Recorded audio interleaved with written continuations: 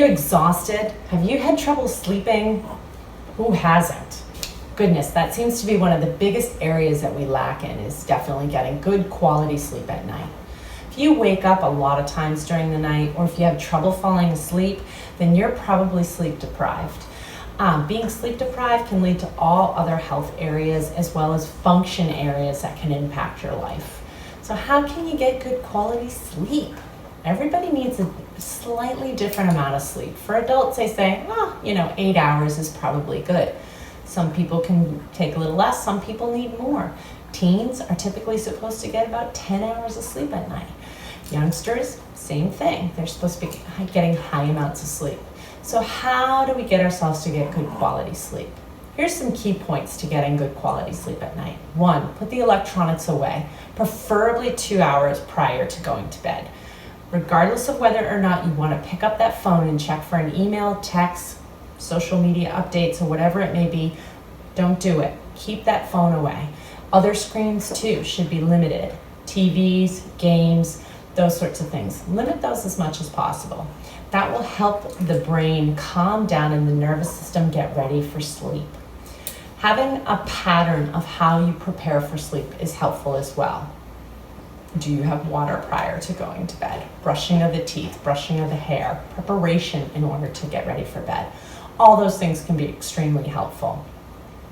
Different things that can also help support sleep could be scents that you have in your environment that you're sleeping in, whether that's I'm going to have eucalyptus smells or lavender smells in the room at the same time, using some sort of doTERRA or some sort of misting machine that helps to put those scents into the air. Staying away from scents such as citrus-based scents or cinnamon scents, because those help to engage the nervous system and actually wake the body up. All movements that bring our bodies down versus bringing our bodies up will be helpful. So doing things like yoga can help to engage in higher levels of sleep and those sorts of things. Doing things that bounce or move the body more energetically will bring the body up. So higher versions of cardio, being on a trampoline, biking, all those things are going to engage that nervous system and awaken it more. So we want to disengage from those sorts of activities prior to bed. There's a sweet spot at going to sleep. So if you've ever been getting ready to go to bed and then things kind of happen in the evenings and you go to bed a little bit later and then you say, gosh, I just can't fall asleep. It's almost like I've got my second wind. You've got to catch yourself at that first area of where you should be going to bed. So if you stay up past 10 o'clock, then you're going to be up till after midnight because your body just won't fall asleep. Then you need to be in bed and going to sleep by 9:30.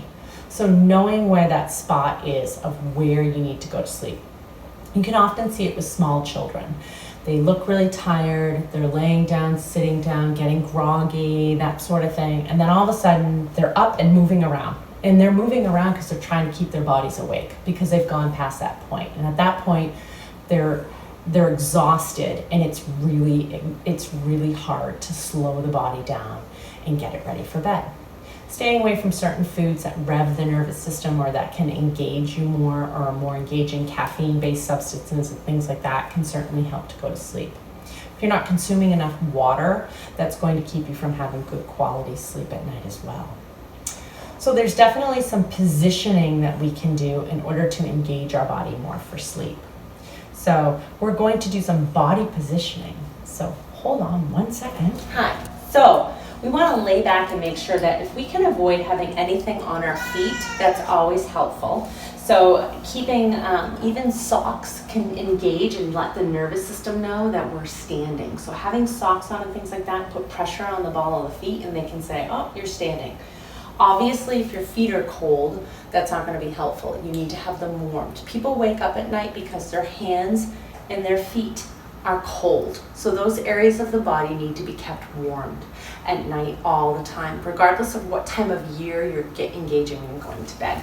So we're going to lay back, and I'm thinking about my positioning as I'm laying back as well, because my chin needs to be slightly tucked, my shoulders rolled down and away from the body, and preferably my hands are going to be higher than my elbows.